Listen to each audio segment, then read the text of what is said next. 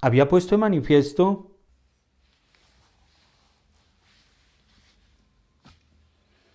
comenzamos uno de los tiempos, si no el más bello, por lo menos uno de los tiempos litúrgicos más hermosos, el tiempo del Adviento.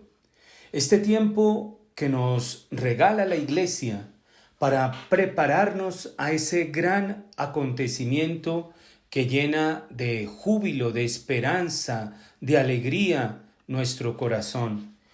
Es el tiempo del nacimiento del Hijo de Dios. Ese evento central en nuestra vida de fe, ese evento en el que divide la historia, ese evento en el que viene a mostrarnos de una manera muy clara la dignidad del hombre, porque el Hijo de Dios se ha hecho hombre. Reciban un cordial saludo, les habla el Padre Fernando Cárdenas. Y quisiera precisamente con ustedes meditar un poco acerca de este hecho central, la encarnación del Hijo de Dios. El Hijo de Dios se hace hombre. Vamos a hablar un poco sobre el anuncio que le hace el arcángel San Gabriel a la Santísima Virgen María, que nos lo presenta el evangelista San Lucas.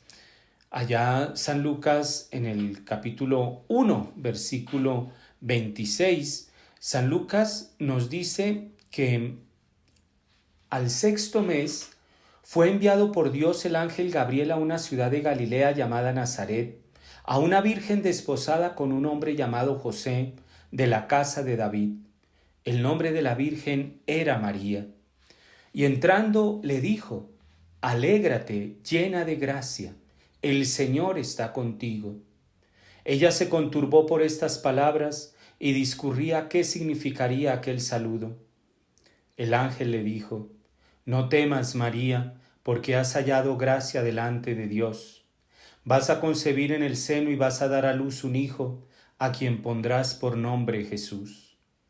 Él será grande y será llamado Hijo del Altísimo, y el Señor Dios le dará el trono de David su padre. Reinará sobre la casa de Jacob por los siglos, y su reino no tendrá fin.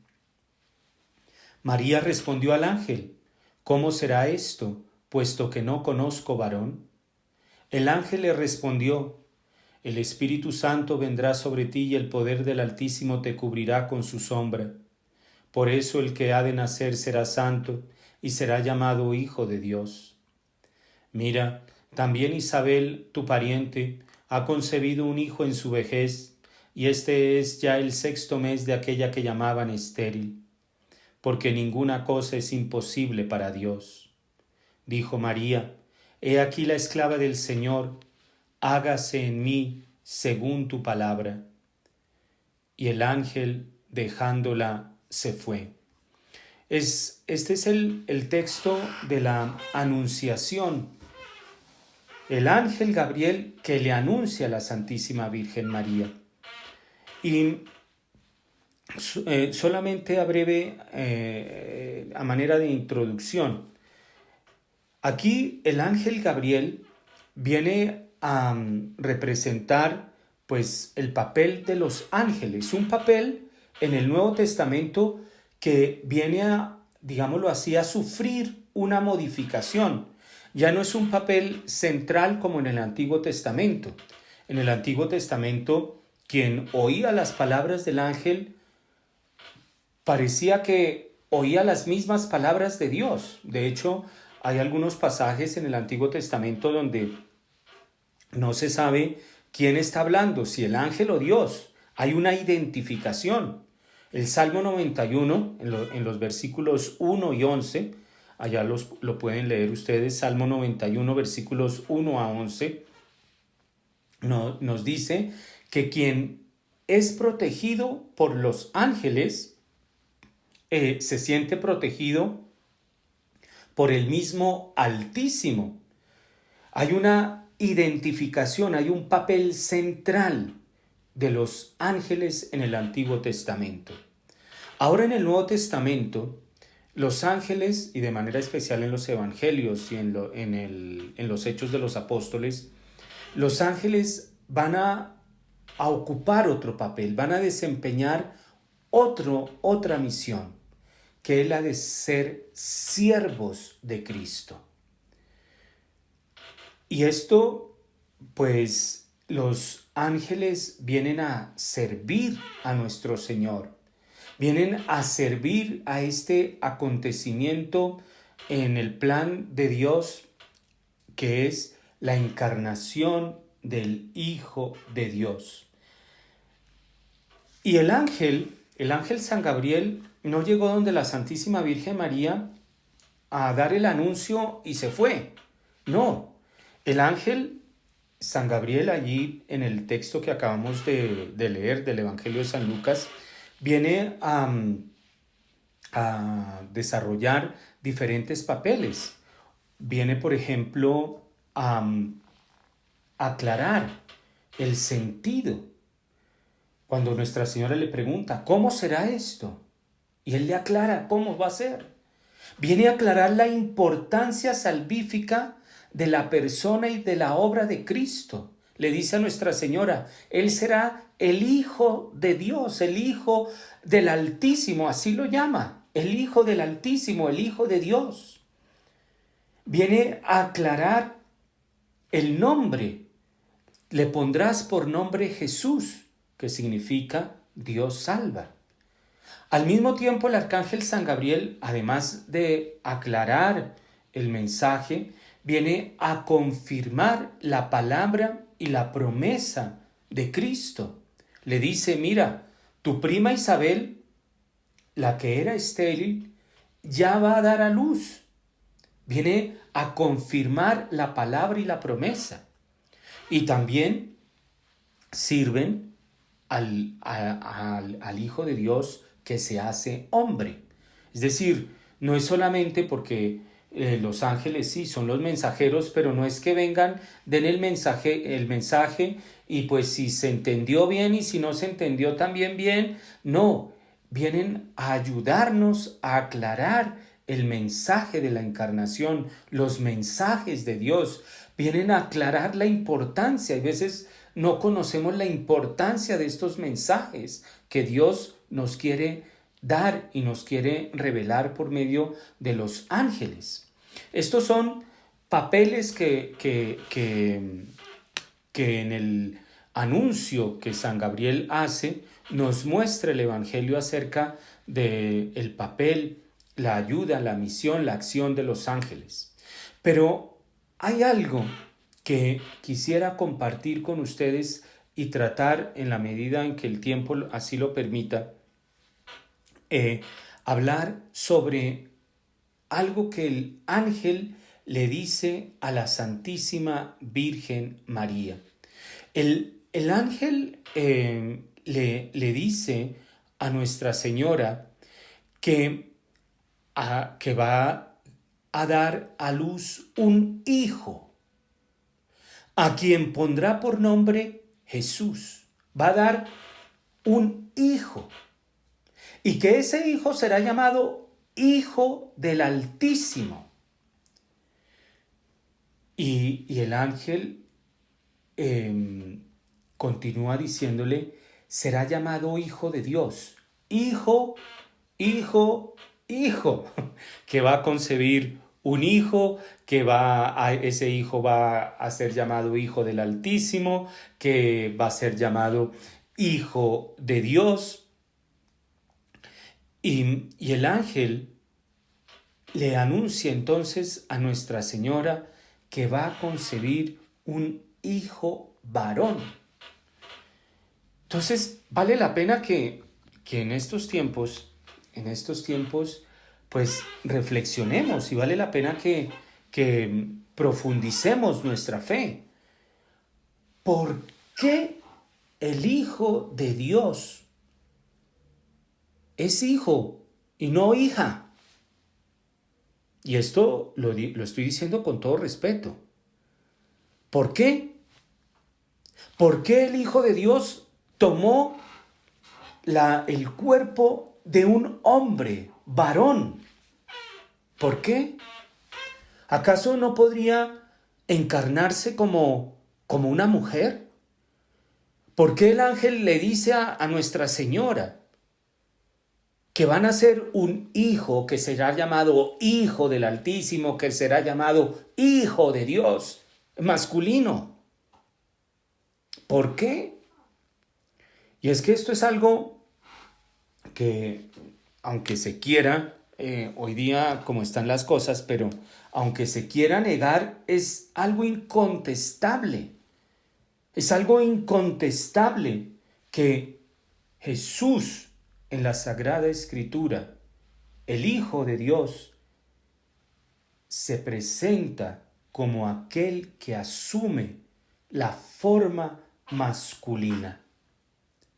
Jesús es plenamente hombre, varón, y nunca, a lo largo de los escritos de la Sagrada Escritura, nunca ha sido llamado hija de Dios. Esto es algo incontestable. Y algunos podrán decir, no, es que esto es por la cultura del pueblo judío, un pueblo machista para algunos, un pueblo que discriminaba a la mujer.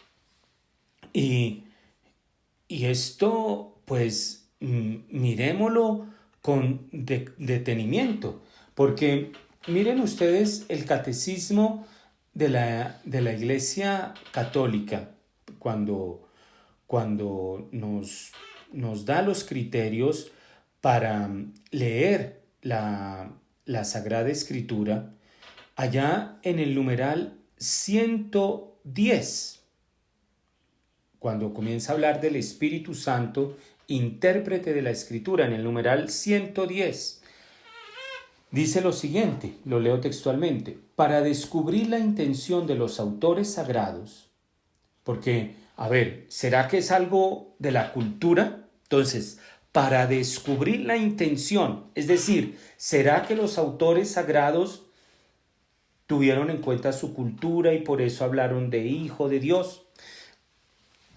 Para descubrir la intención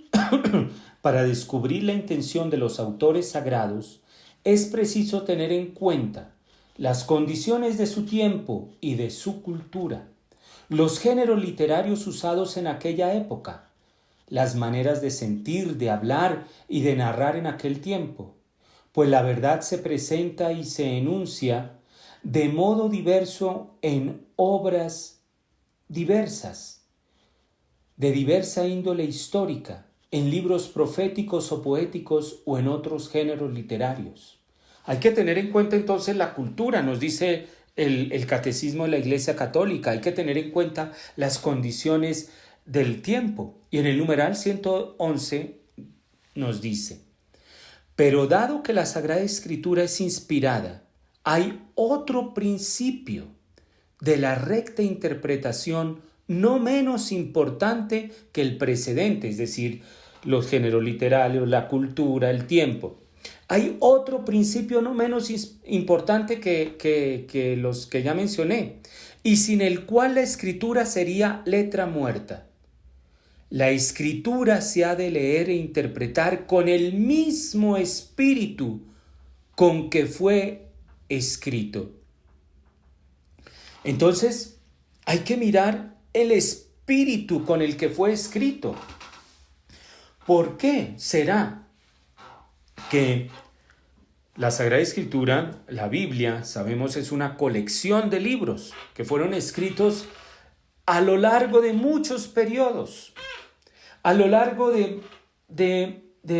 por varios autores?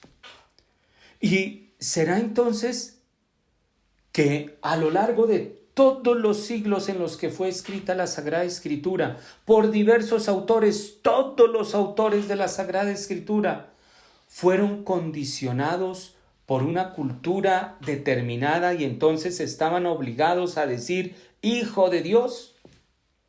¿O será que había o que hay algo atrás, un espíritu que nos quiere mostrar algo sobre este Hijo que se hace hombre, varón. Porque hay que entender que uno no está autorizado. Nadie está autorizado para hacer decir a la Sagrada Escritura, inspirada por Dios mismo.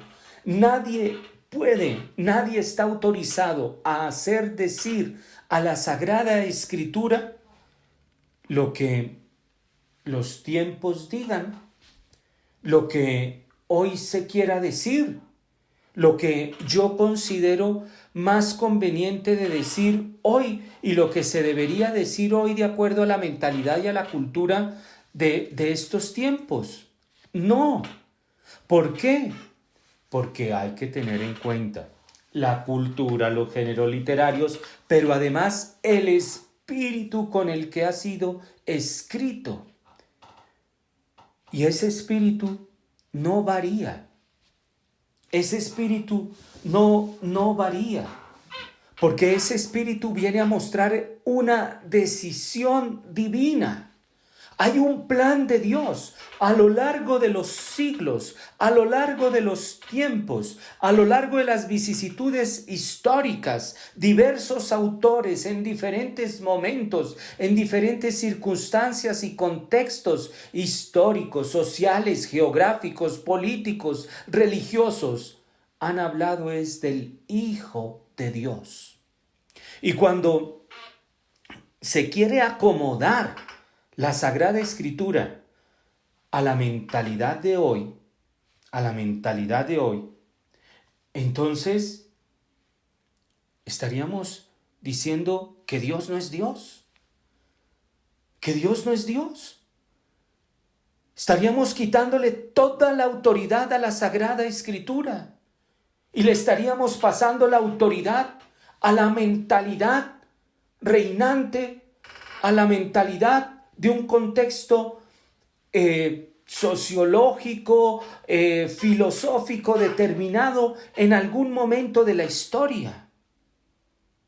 Pero cuando hay un criterio que nos va diciendo, aquí se habló de Hijo de Dios, aquí en este otro periodo se volvió a hablar de Hijo de Dios, aquí en este otro periodo se vuelve a hablar de Hijo de Dios. El ángel Gabriel viene a hablar del Hijo de Dios, del Hijo del Altísimo, que le dará por nombre Jesús, un nombre varonil. Es una decisión divina. Esto muestra que hay un plan de Dios. Es una decisión divina que está o que es independiente de cualquier cultura o de cualquier influencia ambiental o de cualquier otro índole que hayan tenido los autores de la Sagrada Escritura. Hay una decisión divina.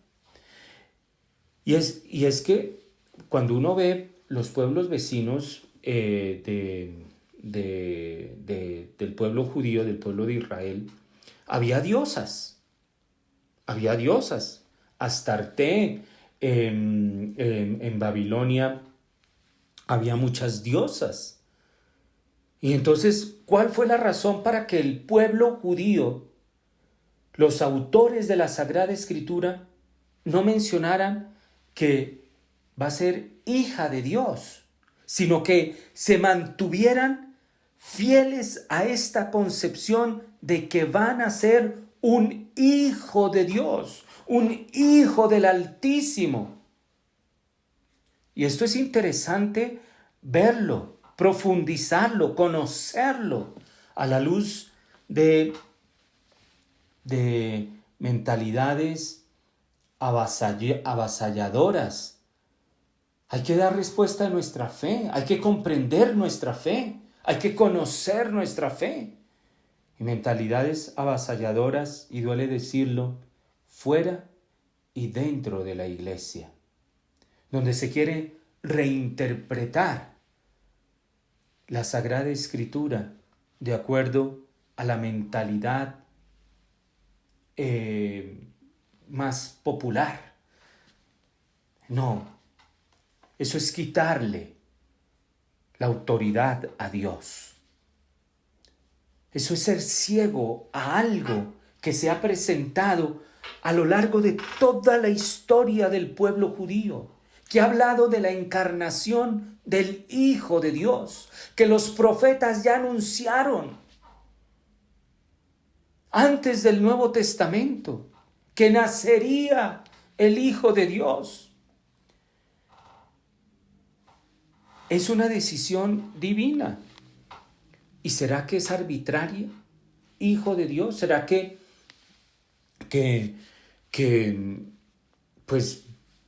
pues Dios así lo quiso porque pues Dios es Dios y entonces pues toca aceptarlo? Que haya nacido su hijo varón. ¿Será que es esto así? Porque cuando no aceptamos esto, miren la gravedad, y ante esto tendrán que dar respuesta los que defienden tesis contrarias. Porque rechazar esto es rechazar un plan de Dios, porque es una decisión. Hay algo que no ha cambiado. No cambió en medio de las vicisitudes, de las dificultades, de los destierros, de los exilios que sufrió el pueblo judío. No cambió, que es que se espera el Hijo de Dios. No cambió eso.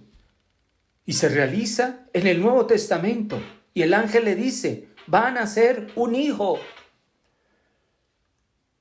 Pero cuando se quiere desconocer eso, entonces se quiere desconocer un designio de Dios. No un designio de un autor. Porque la Sagrada Escritura, miren, aquí tengo la Biblia de Jerusalén. La Biblia de Jerusalén. La Sagrada Escritura es una colección de libros, de ahí viene el nombre Biblia, biblos, de biblioteca. Es una colección de libros, son varios los autores. Entonces no es solamente un autor el que habló de esto.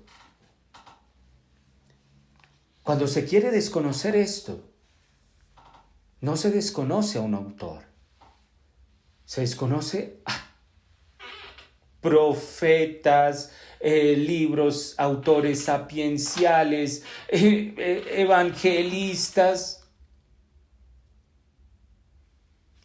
Y se desconoce el modo como Dios se ha revelado. Porque si Dios se revela como un varón, entonces desconozco cómo Dios se ha revelado. Es un oscurecimiento de Dios. Es un eclipse de Dios.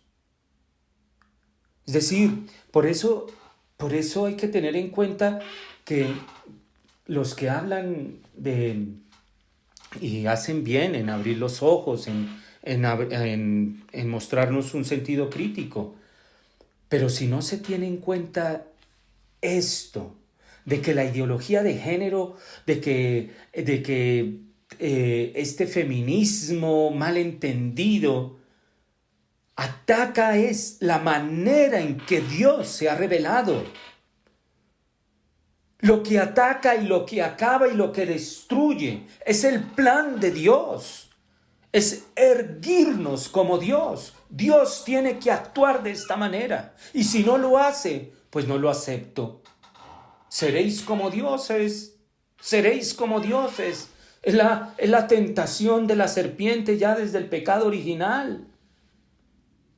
Allá en el jardín del paraíso. Pero entonces miremos un poco y le doy gracias a Dios. Le doy gracias a Dios por algo maravilloso, maravilloso que creo que nos da luces sobre esto, porque podría ser abordado desde diferentes ópticas, una teología bíblica, por ejemplo,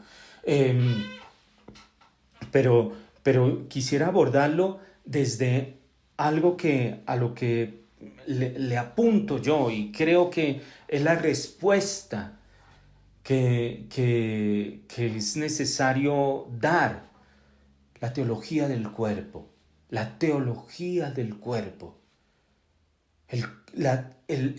Teología, teos logos, es hablar de Dios. El cuerpo habla de Dios. El cuerpo nos habla de Dios. El cuerpo muestra ese plan de Dios. El cuerpo revela ese plan de Dios. Y el demonio es tan astuto, tan hábil, que ataca el cuerpo para eclipsar el plan de Dios, para destruir el plan de Dios. Porque miremos allá en el libro del Génesis. Hombre y mujer los creó. Hombre y mujer los creó. Y hay algo que debe tener una importancia. ¿Por qué Dios nos crea como hombre y mujer? El ser humano es la unión entre espíritu y materia. El ser humano es la unión entre el cuerpo material y el alma espiritual.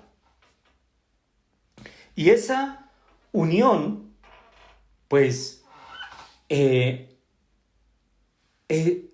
da la naturaleza. Es la unión. ¿Qué es el hombre? El hombre es la unión del cuerpo material con el alma espiritual. Entonces, no se puede separar. No se puede separar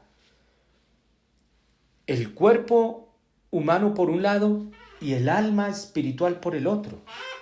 No, es que es una naturaleza. Forman una naturaleza. Esa naturaleza es la naturaleza humana. La naturaleza humana entonces es la unión de este cuerpo material con esta alma espiritual. No son dos naturalezas. No es el cuerpo por un lado y el alma espiritual por el otro. No, es la unión. Y esta unión forma una naturaleza que es la naturaleza humana. Y esa naturaleza humana, que repito, es la unión del cuerpo material con el alma espiritual, pues presenta algo, que es la sexualidad. La sexualidad no es una exterioridad secundaria, porque estamos diciendo, esta parte material, el cuerpo material, unida al alma espiritual, es lo que conforma la naturaleza humana. Por eso el sexo hace parte de la esencia humana. Un hombre, una mujer tienen sexo, son sexuados. Los ángeles no, porque son de otra naturaleza. El sexo entonces no es una exterioridad secundaria. Y esto es importante para mirar por qué el Hijo de Dios se hace varón. Y es verdadero Dios y verdadero hombre.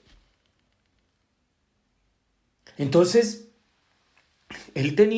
Jesús tiene como verdadero hombre 2 ojos, una nariz, una boca, dos orejas.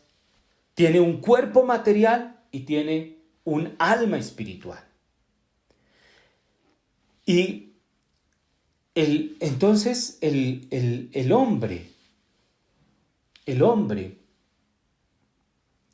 que es la naturaleza humana es esta unión de este cuerpo material con esta alma espiritual, pues presenta esta característica de que es sexuado y el sexo entonces no es insignificante, sino que no, tampoco es una exterioridad secundaria, sino que es, oigan muy bien, es una expresión esencial.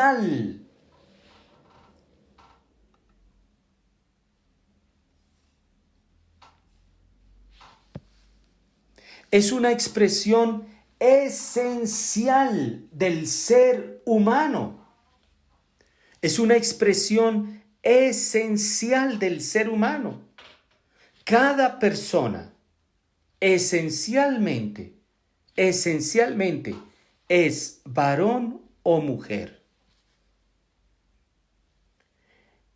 Y por eso el sexo es una expresión esencial del ser humano en cuanto ser corporal, claro, porque en cuanto alma espiritual pues no es sexuado, pero en cuanto cuerpo material sí. Entonces, en cuanto cuerpo material, el sexo es una expresión esencial del ser humano. Porque cada persona esencialmente es varón y mujer. ¿Y eso qué lo determina? El cuerpo y sexuado. Por esa razón, el cuerpo no es insignificante. Es una expresión de la corporalidad humana. Repito eso. El sexo es una expresión esencial, no es ni insignificante ni secundaria del hombre, sino que es una expresión esencial de la corporalidad humana. Y esto, el cardenal Ratzinger en su momento había puesto de manifiesto que hoy día hay una mentalidad funcionalista, un funcionalismo que lo que hace es un instrumento, que hace del sexo, del cuerpo, un instrumento del cual nos servimos. Y no mira ese plan de Dios, esa teología, no, digámoslo así, porque hemos dicho, la teología es hablar de Dios. Y el cuerpo, teología del cuerpo, nos habla de Dios. Entonces, ante este funcionalismo, lo que ocurre es que el cuerpo pierde su sonido y lo instrumentalizamos. Nos servimos del cuerpo y tocamos ahí con el cuerpo cualquier tipo de notas, cualquier tipo de melodías. Cuando el cuerpo está destinado a tocar una melodía celestial, una melodía divina, una melodía que está grabada allí, en su cuerpo.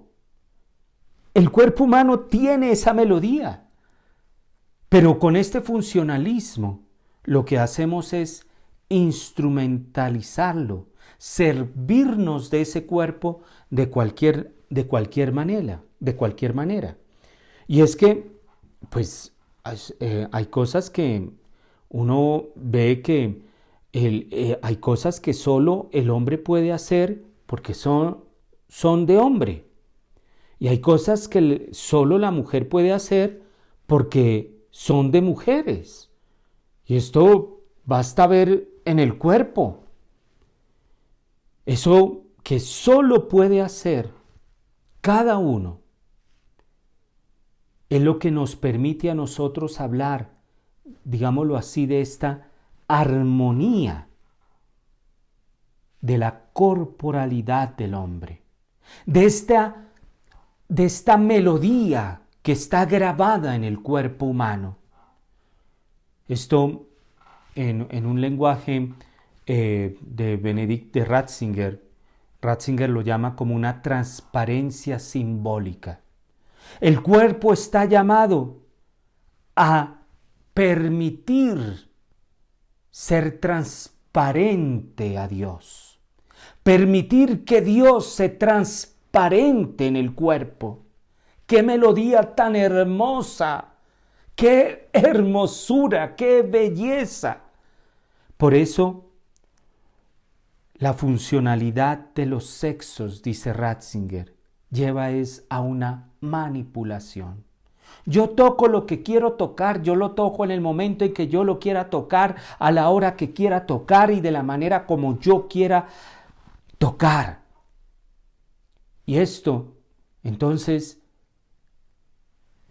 le quita esa sonoridad de esa melodía divina que el cuerpo tiene inscrito.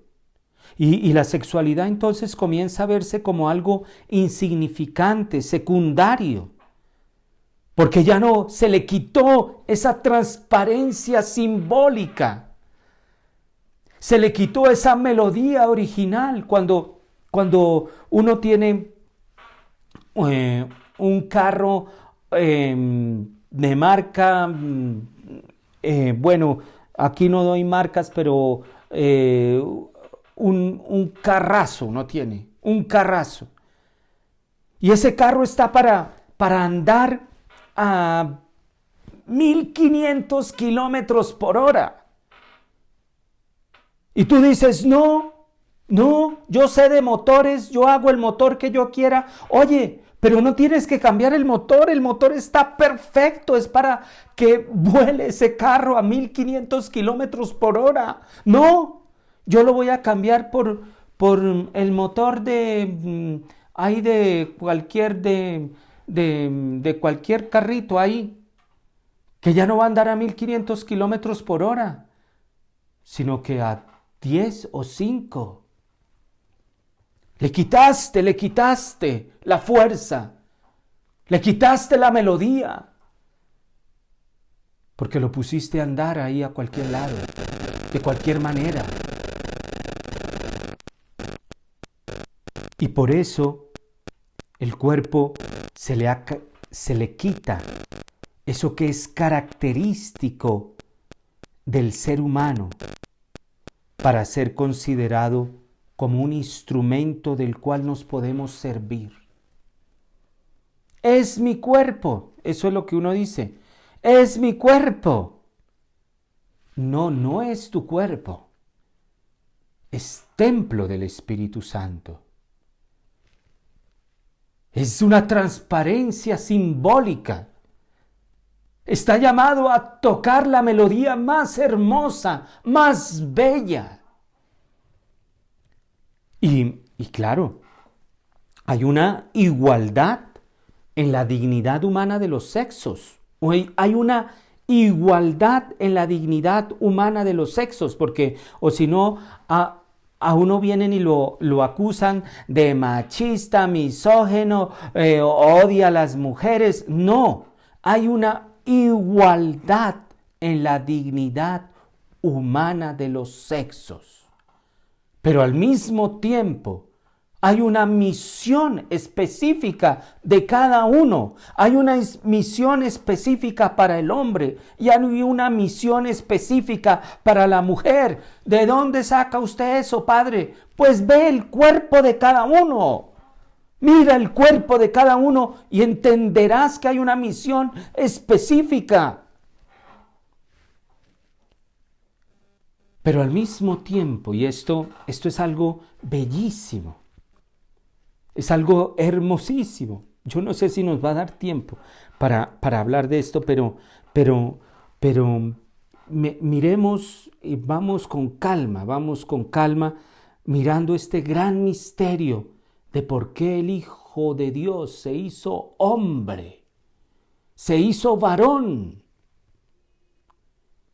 Porque el cuerpo, y esto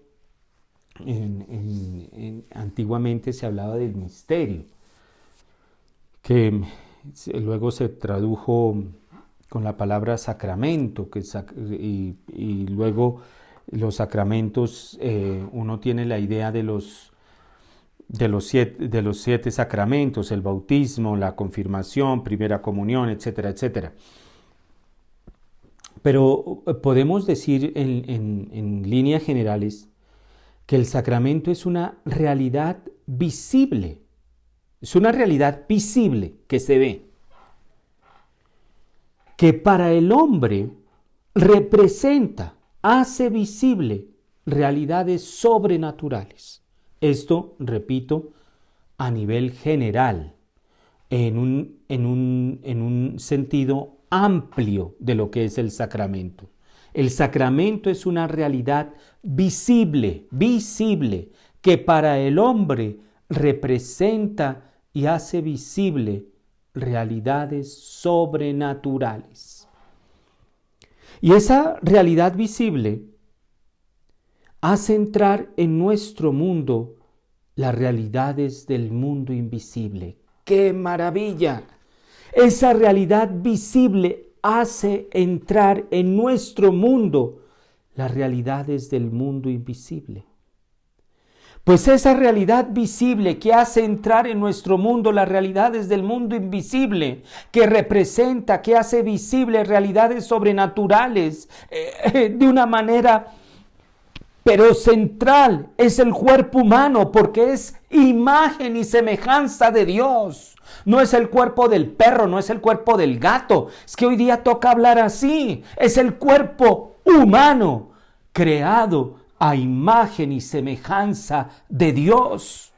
Es la realidad humana, es esta realidad visible que hace entrar en nuestro mundo las realidades del mundo invisible. Mira lo grande del cuerpo humano. El cuerpo humano, que es una realidad visible, ese cuerpo que ha sido creado a imagen y semejanza de Dios. Pues bien, es esa realidad visible que representa y hace visible realidades sobrenaturales.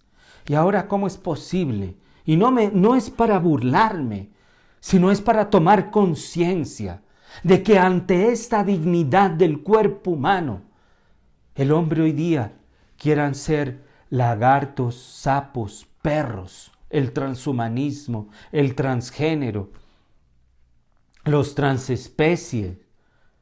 Dios mío, cuando el cuerpo humano tiene esta melodía hermosísima, la de hacer visible y hacer entrar en nuestro mundo las realidades del mundo invisible.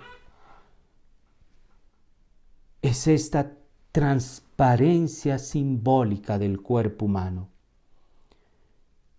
El cuerpo humano, entonces, puede servir de medio para la automanifestación de Dios a nosotros. El cuerpo humano puede servir de medio para la automanifestación de Dios a nosotros. Por eso, lo he dicho, lo he repetido y no me cansaré de repetirlo.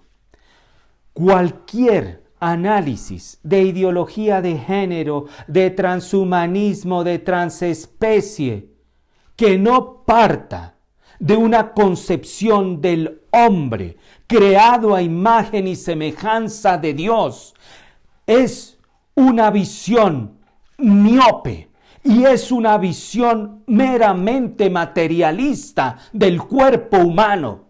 Y por eso, por más bien que hablen, por más libros que vendan, por más discursos que den, no nos dejemos engañar. Porque el cuerpo humano, este cuerpo humano, creado a imagen y semejanza de Dios, puede servir de medio para la automanifestación de Dios a nosotros. A mí no me vengan a hablar de que hay que defender libertades y hay que defender... Pues claro que hay que defender la libertad, pero ¿por qué? Porque es hijo de Dios, porque se tiene una dignidad que viene de Dios. Y esto es algo que uno ve. Por eso es una realidad visible. La realidad humana. Es una realidad que hay algo común. Una naturaleza humana. Hay algo común, la naturaleza humana. Pero también hay algo propio y distintivo, que es cómo se realiza esa naturaleza humana. Varón, mujer. Entonces, hay algo común. Tenemos un cuerpo, ese cuerpo, ya hemos dicho, es esa realidad visible que hace entrar en nuestro mundo las realidades del mundo invisible. ¿Por qué? Porque ha sido creado a imagen y semejanza de Dios. Y por esa razón el cuerpo humano sirve para que Dios se automanifieste a nosotros. Y esa realidad visible, pues tiene algo común, que es la naturaleza humana. Hay una igualdad en la dignidad humana de los sexos, hemos dicho. Pero también hay algo propio y distintivo en cómo se realiza esa naturaleza humana, que es varón y mujer. No hay más, no hay más. Varón y mujer, no hay más, no hay más. ¿Y cómo sabe, padre, si hay 20? La vez pasada me dijeron que hay como 115. No hay más.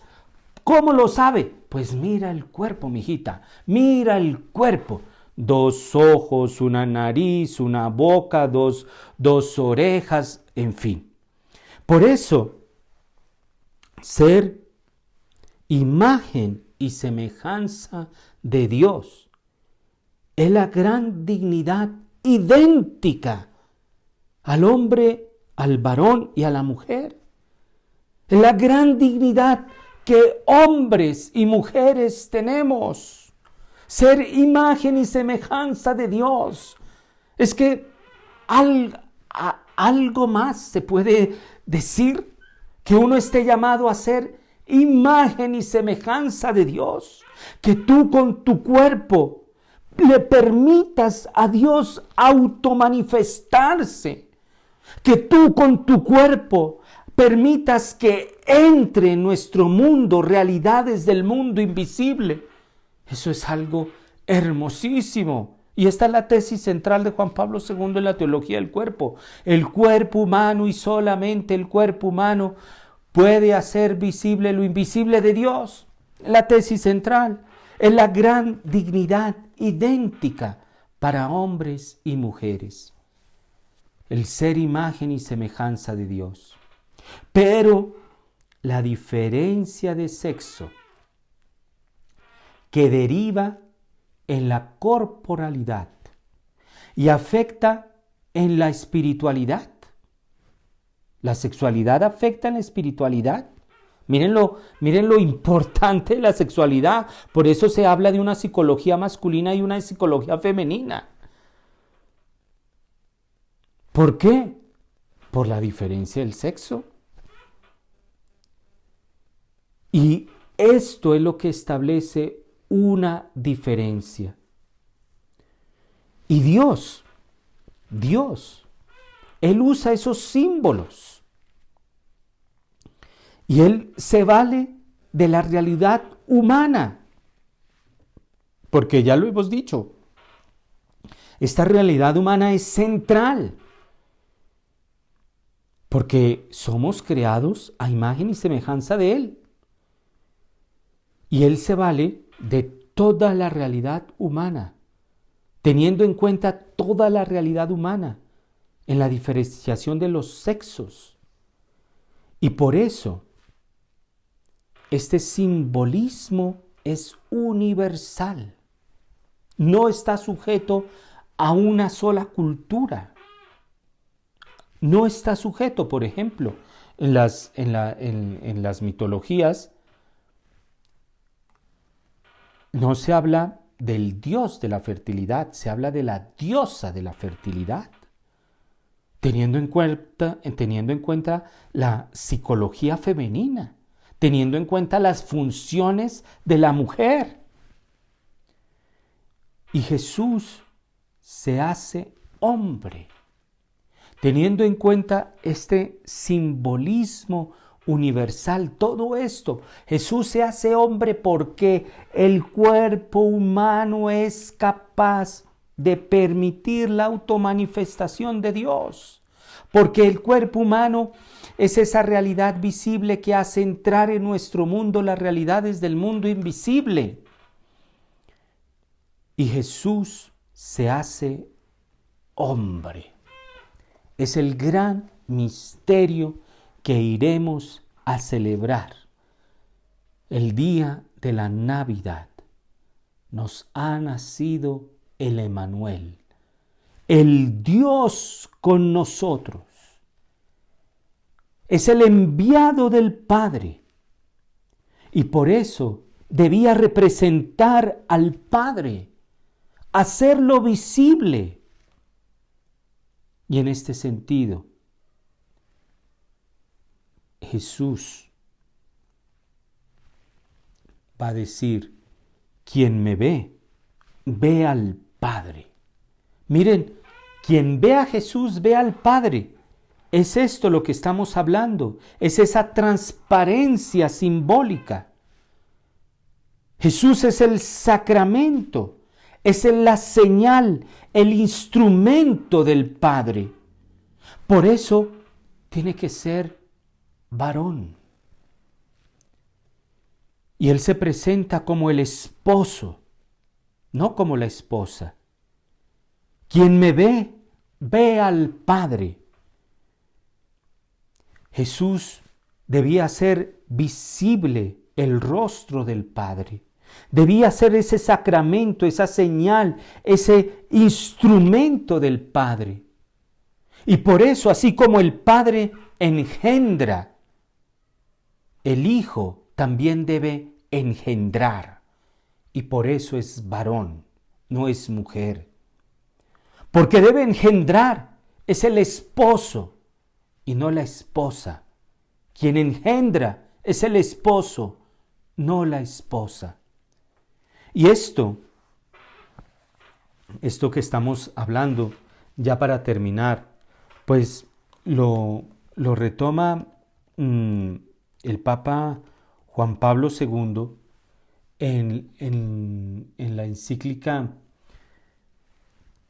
sobre la dignidad de la mujer, en el numeral 25. Dice, en el texto de la carta a los Efesios encontramos una segunda dimensión de la analogía que en su conjunto debe servir para revelar el gran misterio. Se trata de una dimensión simbólica. Si el amor de Dios hacia el hombre, hacia el pueblo elegido, Israel, es presentado por los profetas como el amor del esposo a la esposa, tal analogía expresa la condición esponsal y el carácter divino y no humano del amor de Dios. Tu esposo es tu hacedor, Dios de toda la tierra se llama. Lo mismo podemos decir del amor esponsal de Cristo Redentor, porque tanto amó Dios al mundo que dio a su Hijo único. Se trata, por consiguiente, del amor de Dios expresado mediante la redención realizada por Cristo. Y esto, entonces, numeral 25 de la carta de Juan Pablo II, de Mulieris Dignitate.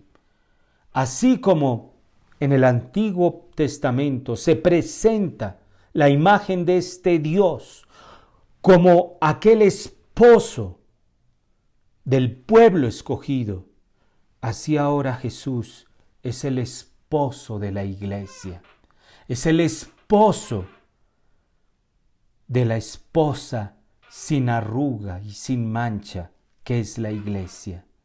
Por eso, alegrémonos, porque ha nacido el Hijo de Dios, nos ha nacido un varón. Vamos a continuar hablando sobre estas realidades de nuestra fe que son tan bellas y tan hermosas. Que Dios los bendiga.